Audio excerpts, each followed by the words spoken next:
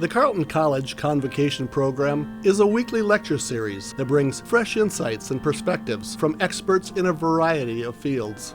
The program has a rich history dating back several decades. The selected Convocation speakers assist the liberal arts mission of centering thoughtful conversations within education and beyond. Good morning, everyone. Good morning. Thank you so much for joining us today on this very windy day. My name is Abby Quaid, and I'm a current senior English major with a minor in gender, women's, and sexuality studies. And my name is Will Tan, and I'm currently a sophomore majoring in chemistry and minoring in biochem and Spanish.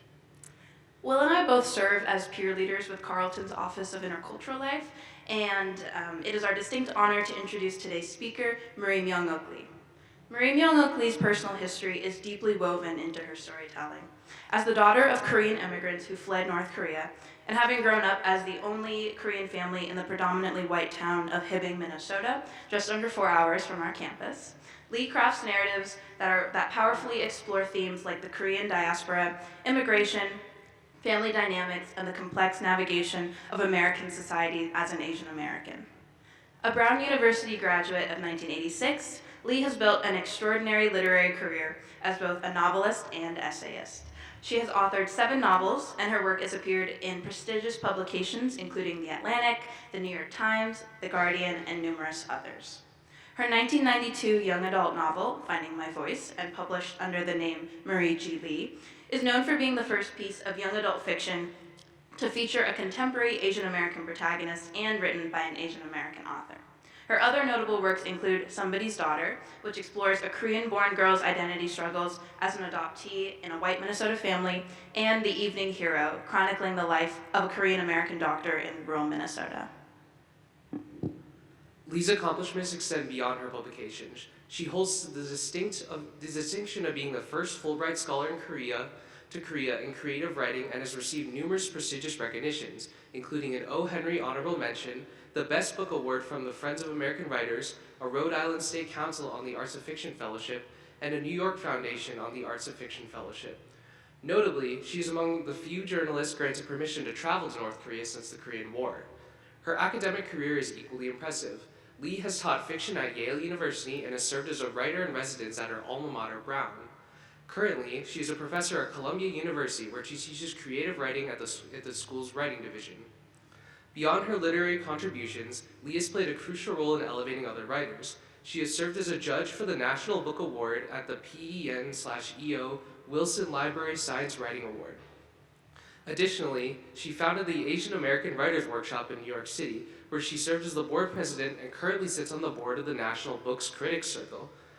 As we celebrate Asian American Pacific Islander Heritage Month, Lee's moving and thought-provoking work as a Korean American storyteller reminds us of the importance of understanding our own histories and honoring our struggles and resilience of those who came before us.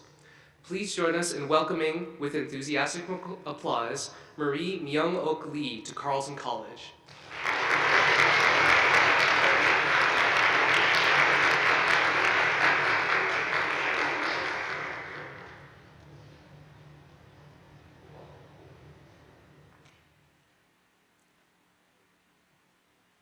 One thing I'm going to do, sorry, I'm going to get my timer.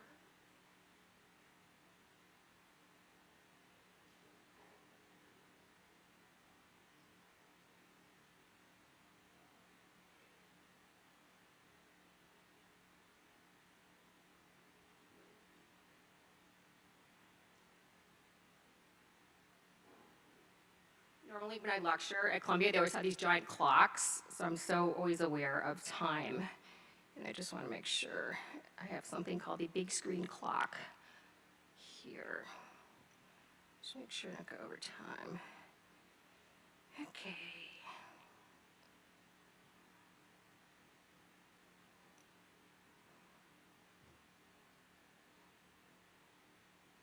That's not working.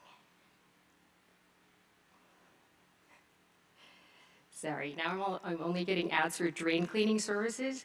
I'm not sure, so I'm just going to rely on some of my friends here for the infrastructure. But so, Abby and Will, thank you so much for that introduction. That's amazing. I really feels like that would have been the introduction I would have written to this talk. and it's just really situating everything really well. And I just want to greet all of you students, administrators, professors, friends of Carleton College. I'm just really excited to be here, to be in community and conversation with you. So I want to thank the college, the selection committee, Noel Ponder, who's the manager of conferences and event services, and Stephanie Rosario, who's the events coordinator. If they had Yelp reviews for making speakers feel at home, they would get 5 stars. So I am Marie Myung-Ok Lee, and I'm a novelist and an essayist. And as you heard, I also grew up in Hibbing, which is home to the world's largest open pit mine, and is also Bob Dylan's hometown. Although in the town, the mine is actually more famous than Bob Dylan. So today what I want to talk to you about is about acceptance versus belonging, and specifically my parents' experience of being undocumented and how we need to reframe the debate from the simplistic legal versus non-legal, and how even in the most instrumentalist way, we need to consider the value of the people we are today currently terrorizing and trying to throw out of the country without due process.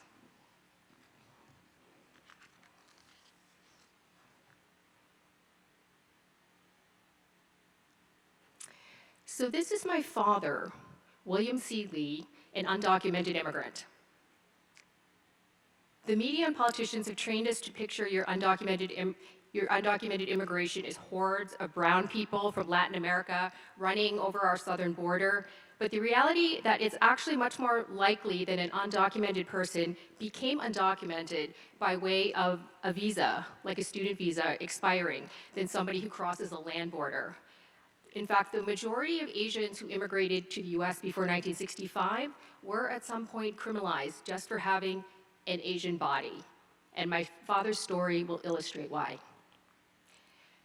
So my father was born in Pyongyang in 1926 in what is today North Korea, and spent his childhood dreaming of all things of coming to America, which at the time, for somebody growing up in North Korea in the 20s, was about as likely as him going to the moon.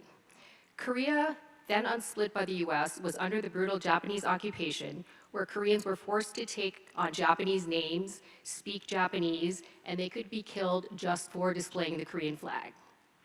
They were mostly denied higher education because the Japanese believed that Koreans were intellectually inferior and were mostly relegated to unwanted professions like animal butchering and rendering, or running illegal pachinko parlors. So I'm not even sure how my father even formed his conception of America, because he'd been brought up in a Japanese school system that taught them that the US was the enemy. They even had to do drills where they'd go out with sharpened bamboo sticks and practice stabbing imaginary Americans. My father passed away more than 20 years ago, so I can't ask him about his American dream. But he did leave me his diaries. So this actually literally says like day journal. It's his diary in Chinese, and this is my father's name, and you can see it's from this particular entries from 1946. And lucky for me, actually many of these entries are in English. And this is not only how I know his story, but it's testament to how already at such a young age, how he is dreaming and preparing this dream to one day go to America.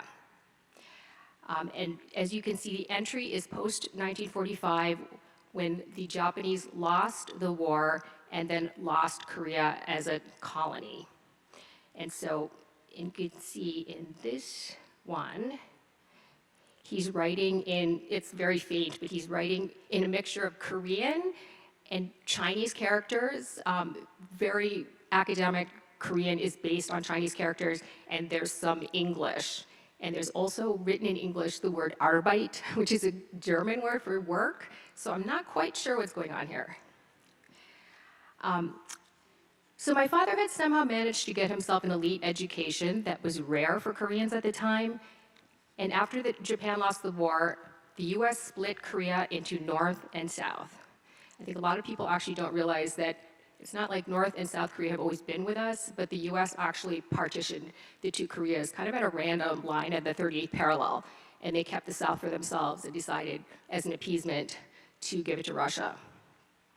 So in this situation, my father got himself out of North Korea and into Seoul National University's medical college. Seoul National University is the Harvard of Korea, and to do that, he had to cross the 38th parallel, which was just forming at the time as a border. And my mother, who was also born in North Korea, came later as a teen, helping an aunt with some small children cross the border. She had a harrowing journey that took days walking over mountains and then having to run through the heavily armed border to make it to Seoul, only to learn that the border closed the day after she made it safely and that she would never see her family again. So the Korean War started just a few years later in 1950 when they were both still in school, and that already almost seems like too much for one lifetime. My parents separately survived the war that dropped more tonnage of bombs on this one small country than all the bombs that the Allies used in the Pacific Theater in World War II. This was a war that historian of genocide Samuel Moyn has called the most brutal war of the 20th century. To give you an example, my father had a reunion yearbook from his college, and roughly 30% of his class were dead or missing from the war. There was a point where my father almost starved to death after Seoul fell, as he spent his time hiding from the North Koreans behind a wall in his sister's house.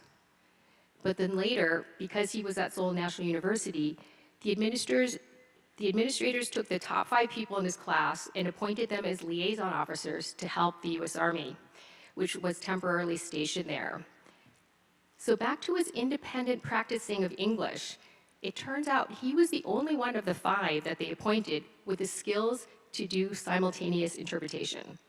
So suddenly he became the officer, the young officer that everybody turned to when they needed a translator, when the big brass are visiting the military. They often came to see the mobile hospitals. This might be a little bit before your time, but there actually used to be a TV show called MASH, which was about these mobile hospitals during the Korean War. And I'm going to...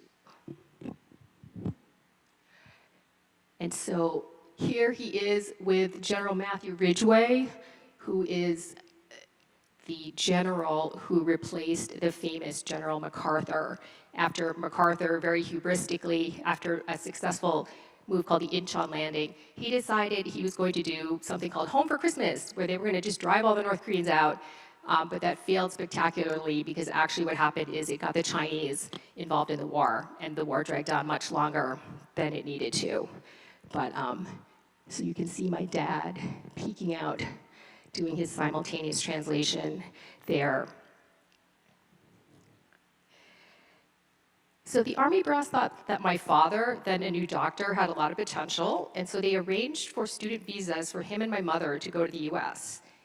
I say go to and not immigrate, because the various Asian exclusion acts that decreed Asians in the US, quote unquote, aliens ineligible for citizenship, that status also allowed for the forcible internment of the Japanese just a decade earlier. Asian immigrants could live and work in the US, but not have any rights. If you recall, there already were many Chinese Americans here since the 1880s. They helped to build the Transcontinental Railroad. So it's unfair that we can't call white people illegal when so many of them came to this country before we had immigration laws. But that is the exact catch for Asian Americans. Immigration laws have mostly been devised to keep them out. The Chinese Exclusion Act was in 1882. It was enacted just years after the first Chinese were brought over to the US to work. Then there was the Gentleman's Agreement. The one in place when my parents came to America was the Johnson-Reed Act of 1924, which was also known as the Asian Exclusion Act. If you need any more convincing that this act was racist, none other than Hitler expressed approval and awe at this kind of policy, and he hoped to enact these own kind of racial purity policies in Germany after that. So, you know, for my parents, it was a really daring move to try to immigrate to a country that officially thought of them as undesirable, but my parents took that chance. American race relations hit them from the start. When my father first came here, he did his internship in a segregated hospital in Birmingham, Alabama, where all the brown foreign doctors were paid very little and took care of the black patients. My father had, in fact, at first thought that black people got sicker than white people because the hospital was so full of them. He didn't realize until later that there was a whole different part of the hospital where all the white people were, the white patients, and they were attended by white doctors. He also noted at this time how the black patients got canned food while the white patients got fresh food, and how the lack of black doctors was not made up with white doctors in that ward, but again, it was made up with these foreign doctors, many of whom were Asian, and of course, many who were following my father's exact path to undocumentation. So at this time, even as a young man, Korean War survivor, he was already excelling.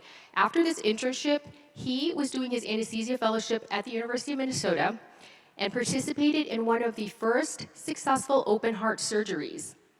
And his academic future seemed unlimited. However, given that there was going to be no official way for my parents to try to stay in the US after their student visas ran out, my father had no choice but to take whatever job would take him instead of this fancy academic career that he undoubtedly would have had in Korea, or maybe if he wasn't Asian, he could have had in the US. So that's why they ended up in Hibbing. So Hibbing is a fairly isolated mining town near Canada. I actually have a friend here who is from Minneapolis, and she's lived in Minneapolis her whole life and had never heard of Hibbing. It's very far north, and it kind of occupies the Iron Range, occupies pretty much the entire quadrant of the upper part of Minnesota, but it's very, very sparsely populated, and it's mostly the settlements are clustered around, where the mining has gone on. So if you've seen the Bob Dylan movie, A Complete Unknown, with Timothée Chalamet, when he leaves this stultifying town to find himself in New York City and become Bob Dylan, this is the town that he left. And I find that it's really funny because I think this is my postcard, but I think they use the same postcard to sort of background what Hibbing is. And these are the mines, the important things of mines and the hockey arena, more mines. And this is our fabulous high school that was kind of excessively built because the mining company kind of had to pay a tax, basically for removing all our minerals. So that's why it's so nice. So imagine this. So my parents are Korean. They've just been in Jim Crow, Alabama, and here they are settling into this all-white town, which is also majority blonde because of all the Scandinavian immigrants who were brought over to work in the mines. So there is actually a mural in our high school that I had to see every day when I went into the library. It has 13 panels, separate panels, celebrating 13 different white European ethnicities. And when I was growing up, and I think they still do it, our town had an annual festival called Ethnic Days that had 110 ethnicities, and they were all white. And so only recently, while I was doing archival research, I found out that there had been a very important mining company executive who lived in the town, who was Chinese American, and he'd also been an Olympic athlete. And I also found existence of a Korean miner from the early 1900s who'd been a stowaway, and that's how we got into Minnesota. But neither Korea nor China has ever rated a mention on ethnic days. But to my parents, I think that probably made sense. See, to them, Hibbing was, with all this blonde, blue-eyed people, that represented America, and America's white. And that's all they wanted to do was be accepted by this America, which to their eyes was always unimpeachably great. My father actually liked to maintain that he never experienced racism in America. Therefore, he would never answer any of my questions about what it was like being Asian during Jim Crow. He once did fondly speak of a bus driver who motioned him to move from the back to the front of the bus, but without, to me, in my ethnic studies mode, recognizing that the racism of the whole system was the problem, that being put ahead of another minority wasn't a virtuous gesture or a compliment, but it was still, again, just accepted of an unjust apartheid system. So that's what I'm calling my parents' acceptance era. They survived by doing whatever they could to be inoffensive and accepted by the town. My father told my sister that on one of his very first days of work as a young man, his cute little 5-year-old patient looked at him and laughed and said, "You look like a monkey." And he kind of looked at the parents, and the parents were like, "Oh, isn't that cute?" Like, kids just say the darndest thing. So I have no idea how he responded, but I actually can kind of guess, because being accepted by the town and by his patients was professionally necessary for him, because his job was the only thing that was keeping him from being sent back to Korea. And in fact, this job in Hibbing was the only one that he got. It was one of these situations where there was a hospital desperate enough that hadn't been able to hire an anesthesiologist for years. And so there was my dad, and then they just decided they would just deal with whatever problems would come along later. So that's what my father did. He made himself agreeable to everyone, including the racists. He threw himself into the job and did many things, as immigrants tend to do, beyond his duty. He made it a ritual to visit every one of his patients the night before their surgery to answer their questions. He would sit and talk with them for as long as they wanted. My older brother's memories of him in their childhood is that he was rarely home. That's how hard he worked. That's how devoted he was to his patients. And he even occasionally took on a side hustle as an anesthesiologist in the next town, which was called Chisholm, which was even smaller and had a similar problem of not being able to find an American-born doctor to do a highly specialized job. One of my father's few friends was another anesthesiologist who worked in the city of Duluth, and he was another immigrant, a German. So the Lee family, 10 years in, had a house and a car. My mom had a bouffant Jackie O hairdo. My father had a lucky fishing hat, although it had a marlin on it, which is the wrong kind of fish. It's saltwater, not lakes. But you get the picture. My mother cooked hot dish and big Thanksgiving turkeys. They kept a strict English-only house. In fact, my father's English was almost accentless, and it was much better than his German friend, who never lost his sort of Hogan's Hero type accent. But what I said earlier about immigration making some groups of people illegal while favoring others, at around the same time, his German friend seamlessly became naturalized because he was German. And I think by then my parents had kind of forgotten, because everything seemed to be going so well and they were such a big part of the community. But even after this decade of productive work and 2 American-born children, my parents received a deportation notice from the Immigration and Naturalization Service, which has now been sharpened to be called Immigration and Customs Enforcement, ICE. And coincidentally, they got this on the day that I was born. So this is something that I found in their archives, their deportation notice. So this is what an undocumented immigrant looks like. It's someone who's taken great risk to come to this country and benefited others with his special skills, some of which are very rarefied, as in my father's case, making advances in open heart surgery. He brought these specialized skills to a small rural town where the doctors still talk about how lucky the town was to have him. Immigrants don't steal people's jobs. They either do them better or they are filling in where the native-born don't want to go. Immigrants get things done, and my father did the job of 2 doctors, being on his own, always on call for the surgeon, the ER, labor and delivery. And if he ever left town, he had to get his German friend to sub for him and pay him out of his own pocket, something no other doctor at the hospital did. My father could renounce everything Korean, he could pledge allegiance to the flag, but he still could not be accepted as an American because he was Asian. I also bring this up because many people probably feel like they don't know any undocumented immigrants. On our town Facebook page, for instance, during the two Trump anti-immigrant eras, it often had vigorous discussions disparaging illegals. And so whenever I'd slide in there and bring up that my father was one of them, people would tell me I'm wrong, or that my father was somehow special. It was like a different case. No, that's not what it is. It's just that we don't think of undocumented people as individuals. It's sort of happening the same way today.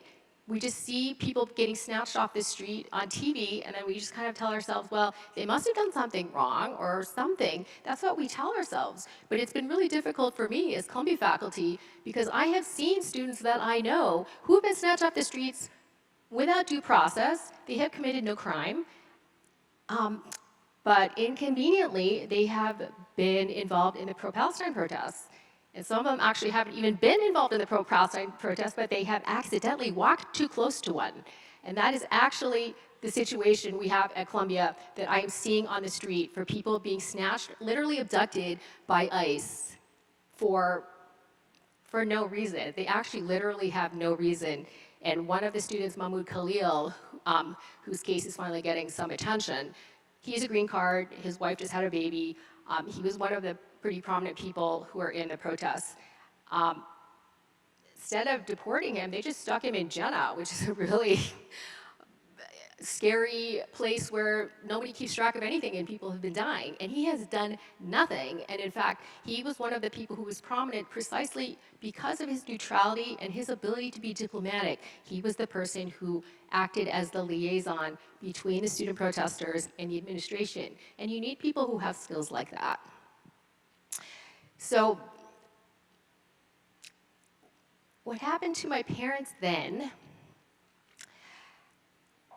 is that they panicked and basically lost their life savings on an immigration lawyer in DC who happily took their money and it did nothing. So there was a ton of panic and legal wrangling. Obviously, I was 3 days old, so I didn't know what was going on. And favors were called in. But most primarily, the hospital was panicking over losing one of its most irreplaceable workers. So as traumatic as that must have been, it's so unsettling to think today, if this had happened today, that my parents would have probably been immediately deported, and then me, as an infant, I would have been sent to foster care. And that's actually something that just happened this week to a young woman and her baby in Massachusetts. So, but back to my parents, it boggles my mind to think that at the time my parents were being terrorized by this imminent deportation, they'd already lived through Japanese colonization, displacement. As young people, they were as young or younger than you when the war started for you students. And then it ended with them being separated from their families forever. And this partly was also because of the war, and then partly it was because of their decision to immigrate.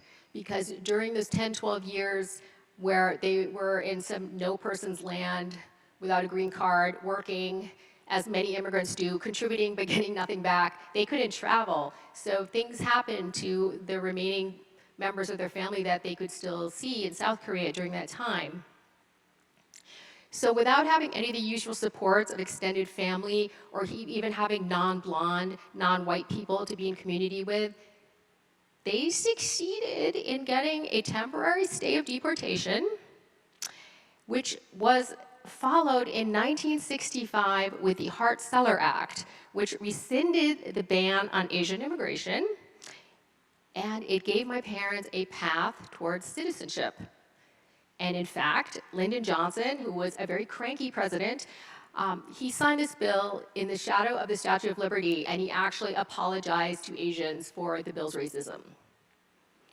So after all this chaos and uncertainty and their children, for my parents, for their children's safety and us getting a good education were my parents' two pole stars. In Korea, going to Seoul National University basically means that you get immediate social mobility. And to my parents then, we were tasked, so my mother went to Ewha, which was like the Radcliffe of Korea. So as kids, we were tasked to get into basically Radcliffe and Harvard. And this enthusiastic program started very early. That's me and my sister. She must maybe 4 and 6. This is the kind of touristy things we did where my dad would take time off, is we'd go to Harvard and get our picture taken by the Radcliffe sign.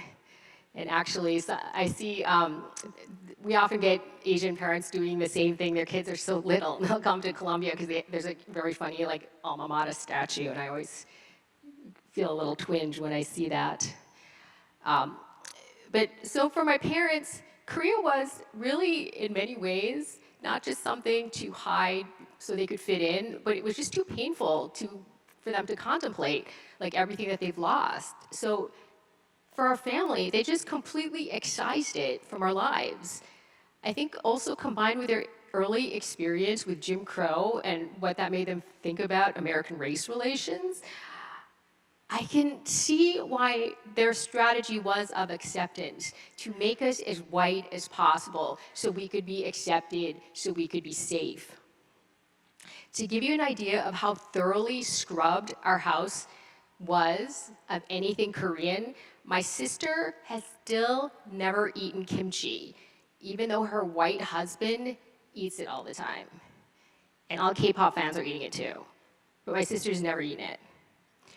So while we were officially mandated to go into safe careers like law and medicine, my father decided for some reason, after he got I'm not even sure why, because he also made us get our IQs tested, and mine was like significantly lower than that of my siblings. But for some reason, my father decided I was gonna be the doctor. And so all my toys when I was growing up were medical related. It was operation. I had the Visible Woman anatomy. I had the Visible Man. I had a book of Vesalius's dissections, which is a weird thing to give a 5-year-old, and a Gray's Anatomy, which is a book. It's not just a show, but it's a book. And yeah, the books were actually practically bigger than I was. And so I kind of like, with my relationship with my parents, like if they were fighting or in a bad mood, I know I could just instantly change the mood by pretending to operate on my dolls with materials that my father would bring home from the hospital. So I actually had like real tools that I was using. So, but my parents worried that we weren't getting enough schoolwork in Hibbing, so they gave us extra, lots extra. Also, when I was 5, I just remember my father getting so frustrated at me because I couldn't understand order of operations arithmetic, and he just thought I was way behind because by 3, when he was 3, he was doing things like that. But one thing that was interesting is when we went on any trip, we had to write essays about every family trip. And my sister and my brother tended to see it more as drudgery, but I kind of found that I looked forward to them. When they were always hunting for stuff to say, I found out that even if we went to places that I thought were boring, I still found things to write about. My brother and my sister would be really careful about what they wrote. We went to Washington, D.C., where we saw the Washington Monument. After that, we went to the Smithsonian, where I would write, and here I'm quoting from an actual essay that I still have, and the restaurant in D.C. that we went to seemed really bad, but the waitresses were all crabby, and my chicken drumstick was undercooked. It looked like a bloody car accident to boot. For some reason, my father didn't like the to boot part, so I got a much lower grade than my siblings. Yes, he graded our homework, or our extra homework. But I found out I couldn't help myself. I loved to write, and I just wanted to keep writing the way I liked, which was generally ignoring all the rules we were learning in school, like making the 5-paragraph essay extremely chaotic. And this was really odd, because in everything else I did in my life, I was a very obedient child, and I was an extreme rule follower. So what happened when I was 9 basically changed everything. My brother, who was here in the audience, and who is actually a Carleton grad, gave me this. Do you younger people know what this is? It is a typewriter. It is an old typewriter, not just as in used. It had been in the possession of my older brother above him, originally purchased as a joint wedding present by my parents as a way for my father to type his resume and job applications. And again, when I say old, it was really old. It was a 1950s manual typewriter, mostly metal. It weighed, I don't know, like 10, 15 pounds, way more than any laptop that you could have at home. And it actually took a physical effort to write every single letter. When you got to the end of a line, it would ding and you'd have to whack it to bring it back and start the next line. And I immediately personalized it with glitter tape. And it's kind of amazing to think, I don't know, like 30, 40 years later, that they made glitter tape really well back then. So, but what happened to me is that I was already writing, like I spent all this time like scribbling, because my dad would get these free notepads from the drug reps. I was scribbling all these stories. I had a very florid imagination. I was obsessed with horses. But when I typed my first story, I was amazed at how professional my words suddenly looked coming off the platen. So I typed out my whole novel. I had my friend illustrate it. Yes, it was about horses, and she was really good at drawing horses. And I 3-hole punched it, I bound it with yarn, and I sold it to my parents for a nickel. And it was at that moment I realized that was the only thing I wanted to do in my entire life, was to write, get paid for it, and force people to read it. But the other part of being a writer is that it requires listening to yourself first. My parents, still in their core, prize the Asian values of self-sacrifice, the family comes first, you honor your parents' wishes before your own. I mean, as I said, ultimately they just wanted us to be safe, because that was probably a way of being that they never had. But even at this age, at 9, I was starting to reject this value of changing myself to be accepted. However, I did not get into Harvard, and my father had a little talk with me saying that, well, that part of my life was already ruined, sorry. And he said, you know, you should probably go to whatever is the EWA of schools. And so I did go to a Seven Sisters school. And I immediately found the school to be misaligned with everything I wanted to do, which was basically to wildly pursue anything I was curious about and become a writer. I told my parents I was thinking of trying to transfer to Brown University, which is basically the Carleton of the East, where the do-it-yourself major was the 7th most popular major. There were no course requirements, and doing odd, curious, intellectually interdisciplinary things were the norm. My father said no. And he said, who does that? Who leaves college midway? That's not normal. Again, acceptance was his way of being. Obediently doing things the way you think they're supposed to be done.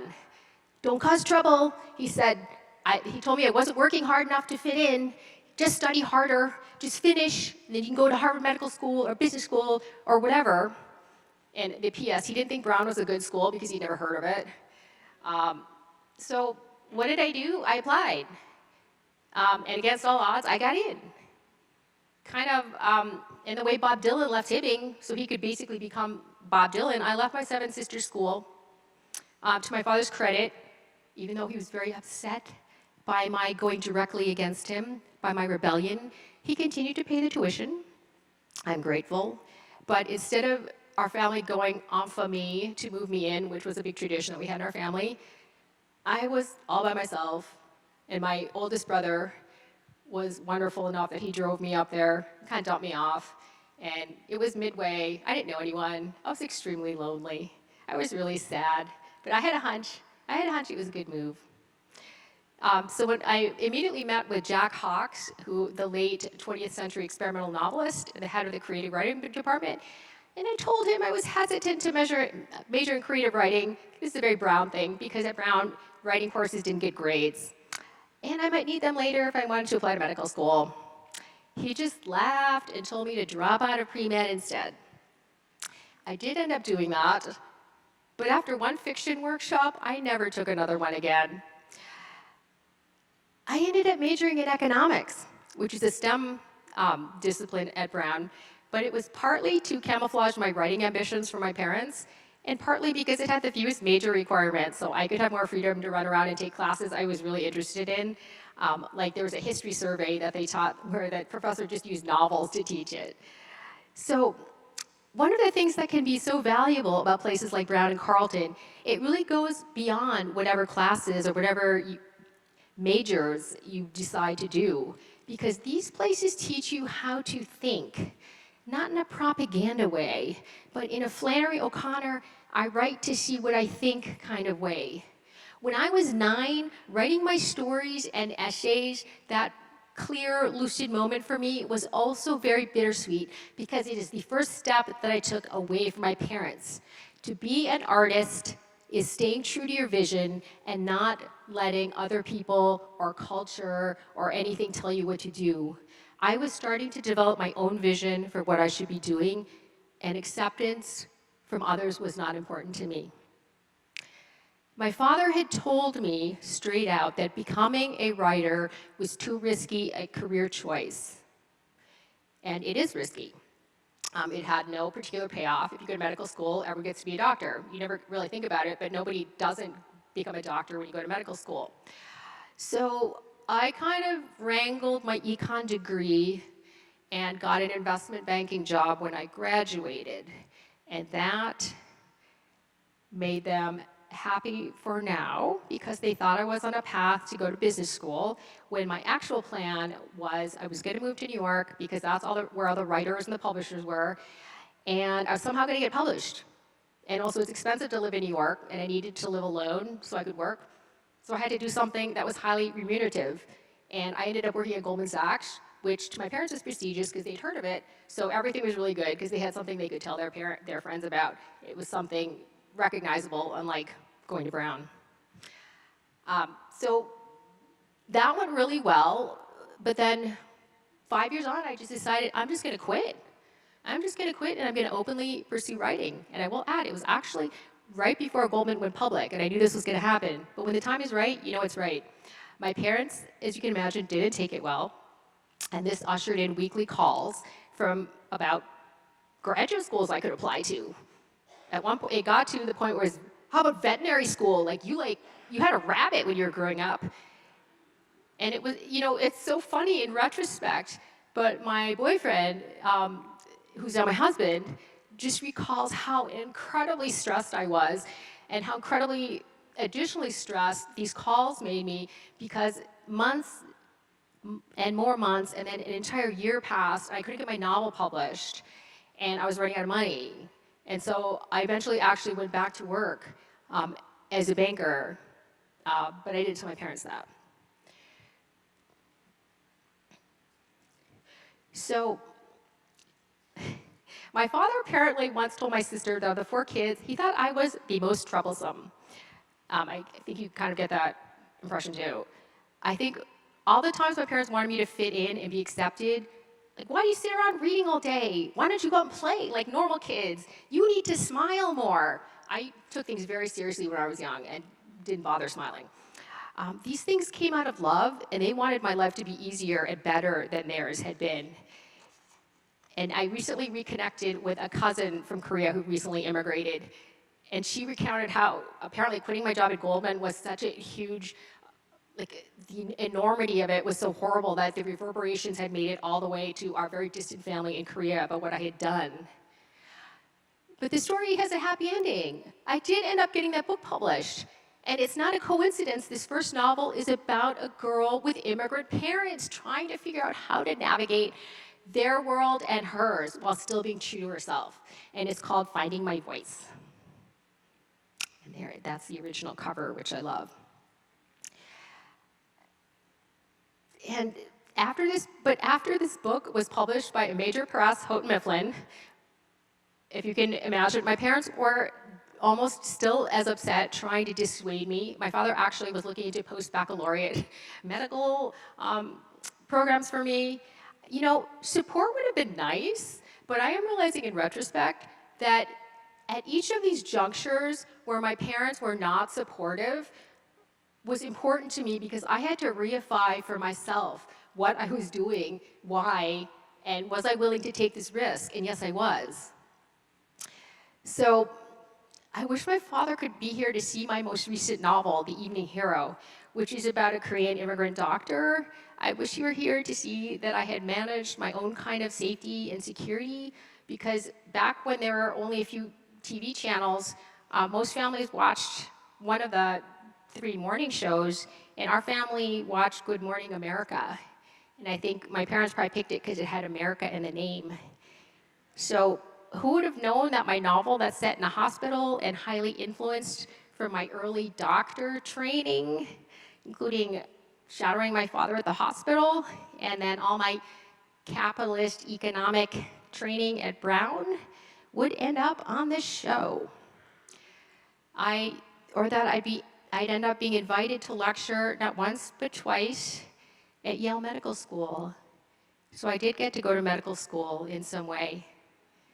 And so sometimes it's, again, bittersweet, because near the end of my life, near the end of my father's life, he even said to me very ruminatively once over dinner, he said, "How did you know not to listen to us?" In fact, so back to my father's diary, what a gift he was. He was such a meticulous documenter. His diary style is also similar to my siblings' essay style. Just the facts, ma'am. Mostly about his patients and about his kids. But in one notebook, I found something labeled, "Short story. Hi, Dr. Lee. Dr. Owen, how are you? I'm fine. And you?" That's it. It's not Hemingway, I admit, but it's a youngish man who might have had his own dreams of becoming a writer. I already also know through my research that my father really wanted to be a surgeon, but because he already had a baby and then the immigration problems, he had to become an anesthesiologist because it was faster. And so I hold open the possibility, when we're talking about sacrifice and the things we do, that he might have spent his entire life doing something he didn't really want to do for his family. It makes me think sometime, if he'd just become naturalized like his friend Dr. Becker, what he could have done, and maybe he could have become a writer. So despite my father's avowal of never accounting racism, he was standing outside me once in our house in Hibbing when I was a kid, and there was this car full of girls that we could see. I saw some girls from my skating club and a couple girls from church, and as they drove by, they leaned out the window and screamed, "Chinks!" at us. And I kind of looked at my father to see how he'd respond, and he did not. We both kind of pretended it didn't happen. We just turned around, went back into the house, and we just pretended it didn't happen. So I always wonder what happened to my father later, because undoubtedly he would have seen these girls as patients. Anyone who was born, had a baby, had their tonsils out, everyone had to see my dad. You know what? And he was probably nice to them. And even after he became a bona fide citizen with his Eagle passport, he probably could have packed his bag at any time and gone out of this tiny town, but he stayed out of loyalty. And still, even when he was safe as a citizen, almost every gesture he did was still to fit in and to be accepted. And as I got older, I sometimes criticized him for not standing up for himself more. But now it's been more than 20 years that he's been gone, and I can look at both of us with more compassion. It was actually his emphasis on gaining acceptance that basically was what allowed him to survive and thrive in America, which is what in turn made my writing career possible. And there's a reason that my first novel, Finding My Voice, is considered the first contemporary set YA novel, because in the era before, potential writers like my father were too busy just surviving and trying not to get deported. So much of my parents' unprocessed trauma is not just from the war, but it's from their being undocumented. They considered themselves hardworking Americans, but laws made them criminals, even though it was solely for something they couldn't do anything about. They endured the shame, which sometimes I took as passivity, to bequeath a better life for their children. And I really regret my parents depriving them and us of their native food, of kimchi, because their fears of how it would smell, how it would make them foreign, how it would make them harder to be accepted. Because we already belong. We always did. So now I see how my parents moved in the world as one way that worked for them, but this allowed me, in some ways, to graduate from trying to be accepted and instead letting myself belong. Vying for acceptance, to me, means moving around in a restricted world that is given to you. My son is half Korean and half autistic. I'm sorry, he's half Korean and fully autistic, and what I want for him is to be able to belong anywhere. He doesn't have to be accepted. I want him to belong anywhere. And although I didn't become a doctor in the way my father dreamed, I would, leaning into this life as an artist, this life has returned some things to my family as well.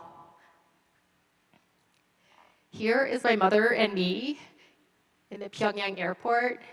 Because of my work as an author and a professor, I was able to bring her back to North Korea. So, in closing, I just want to, first I hope you have a lot of questions, and I just want to say how much I appreciate this opportunity to talk to you today, to try to put a face on what we disparagingly often call illegal immigration. While people are being snatched off the street, we start to think we need to start to think not just of the individual costs of deportation, but what are the potential things we as a nation might lose if we expel these people who choose to come here despite the risks and the hardships, and these people who might be the best Americans of all. Thank you.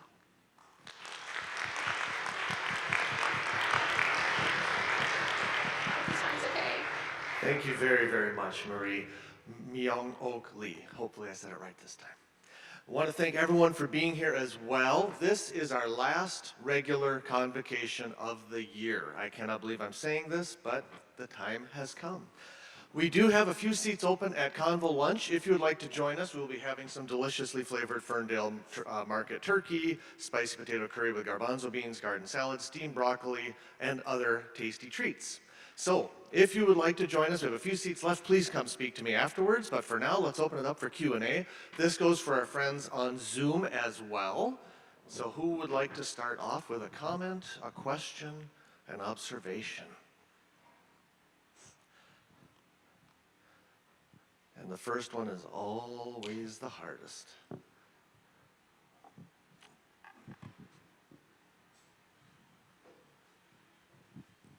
Did you have any hesitation about going to North Korea, thinking they might keep you? That's an amazing question, because one of my biggest fears, I love my mother, she's also kind of a loose cannon, and one of my biggest fears was being stuck in North Korea in the gulag with my mother. And this actually, I'm joking about it now, but it kind of came close to happening. So what happened is the students at Brown managed to get a fixer to take us into North Korea, but they needed 2 faculty members. And at the time, Kim Jong-il, who was the sort of premier at the time, had been sending bombs all over the place, trying to hit Hawaii. So the other faculty member decided he was not going to go, and the president of Brown told us not to go because it was too dangerous. And my father had passed away by then, and I just felt like this is my one chance to bring my mother to North Korea. So we went. And she did a bunch of things that she shouldn't have done, like criticize Kim Jong-il. They had this big thing, all these things we're not supposed to do, but that was kind of at the top of the list. But I really think the thing that saved us is that was also when those journalists had been captured, and President Clinton had to go get them. And I actually think that they did not want to cause an international incident, so we were left unbothered. But the case of Otto Warmbier, the college student who got stuck there, happened just months later. So that's a great question, because yes, we were afraid, and it was scary, and I would not do that again. I would not do it again.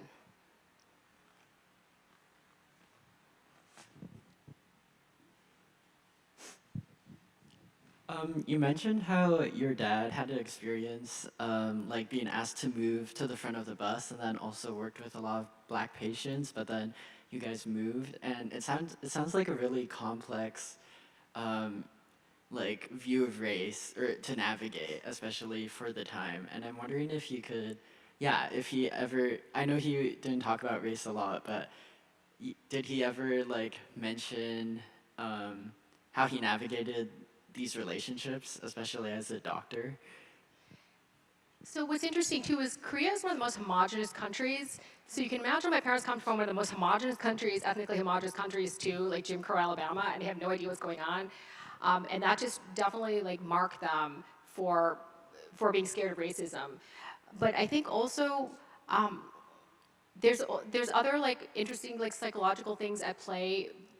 Are with immigrants in particular are the stories you have to tell yourself to survive, because also people don't think about what you give up, like leaving your family, you know, just leaving everything that's comfortable. And my father was also the first son, so he had a lot of responsibilities that he should have stayed back in Korea to do.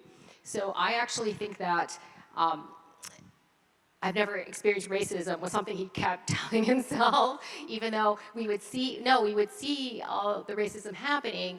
And then, you know, when I would say, well, you have to tell me about Jim Crow because they segregated, and he would say, no, I don't want to talk about that. But then later, like in something unrelated, he would tell me the story about the bus driver, or he would say, once I went out to lunch, and no, the waitress never like looked at me or served me. And then he would just kind of let it go. So I would just try to pick up on these things, and I'll say, gotcha, you said you never had any racism. It was more, I was always trying to observe and see how he actually acted versus kind of the stories and like the ways he was trying to be in the world. But I do know that often I could tell, the thing I saw a lot, not just like in Hibbing, but my father's like very small. And people would often treat him like a baby, like let's pet, he's so cute. And, you know, they'd be very patronizing to him. And, you know, for my father, you know, who was this giant in, you know, in the field of cardiology, that would be hard to take. But I never saw him telling people like what they should do with themselves or anything. He was always completely professional, and he had complete professionalism and clinical detachment. And that's how he was in the world, which is very different than the way I am in the world. But like I said, I think possibly the way he was has allowed me to become the way I am. Hi, I'm Leo. I'm a first year. I myself am also Asian American, and I'm just wondering how you. Well, it seems like I can speak from my own experience. I have like, you know, I feel there's such strong pressure and expectation from, you know, my immigrant parents. And I'm wondering how you kind of broke free from those expectations and managed to thrive. And then at the same time, how did you eventually forgive, you know, your parents for putting those expectations on you? You know, this is something I think about a lot and struggle with, and I'm wondering what you think about it. So at least in our family, it's always family comes first, no matter what. Like no boundaries. Like someone needs you, you gotta do it. You gotta do it. And I eventually realized, like, I don't know, we would have family gatherings. I needed to be by myself to write or something. And everyone would get extremely upset because I wasn't being a family player. But as I said, as I became more sure of my artistic vision and understood what I needed to do to be a writer, I more stuck to that. But at the same time, we're here, it was like, oh my God, your parents sacrificed so much for you. Your dad never sent her home. Like your mom's, you know, and your mom never got to fulfill herself. But what I can say, you know, from the vantage point of age is I hope my talk has sort of implied that the safety that I have now in my career and the wonderful things I get to do, like talk to you all, is a kind of safety that I think that is the kind of life my parents would have wanted for me, even though they were trying to tell me something else. And I have no doubt no, you cannot become a writer, came out of love, even though, yes, it was horrible because you know how hard it already is? It's so demeaning to try to become an artist of any sort. having to go through, oh, I'm trying to be a writer, would it be published? Nothing. I mean, just living in New York and just, it's horrible. And then have your parents going like, what are you doing? Nobody becomes writers. It's such a horrible career. Like, how are you gonna make money? What about your health insurance? That's horrible. It's horrible, but I think you also have to remember that your life is your own, and your parents are also eventually gonna pass. Your life is your own, and you have to learn how to live it. And yes, I mean, I can even give you a small example. For my departed mother, she used to want to show how devoted I was by doing things like, oh, my lift was coming, and when you get a lift in Minneapolis, sometimes they don't come for 20 minutes for my flight to the airport. She would start talking to me, and I'd be like, it says your driver is leaving in 5 minutes, 4 minutes, and she would just keep talking to me for me to prove how much I loved her. You know what? Sorry, Mom, my lift back to the airport is more important than you. So, you know what I'm saying? Like, these are huge things. Like, at the time, I just felt like I was in some Amy Tan novel. Am I going to betray my mother? I have to keep talking to her. But I was like, nope, if I don't make this lift, I'm not going to get to the airport on time. I mean, I know that's a silly, small thing, but I think you understand what I'm saying, where at the heart of it is always, we love our parents so much, and we want to do everything for them. And there is a way. This sounds goofy, but if you read Finding My Voice, it's kind of goofy about this girl just wants to date. And her parents want her to get to Harvard. But when you're Asian American, that's huge. That's like a cataclysmic, like World War III type conflict. And there is a way. This character finds a way to be able to do, like, date like what she feels like is a normal person without completely like estranging her parents. So all I can say is I don't have a lot of advice, but I feel you. Oh, thank you very much, Marie. On that, we must conclude today's convocation and the last convocation for the year. Thank you again, Marie, for being with us. Thank you, Leonard, too, for coming back to Carleton, and thank you all for being here.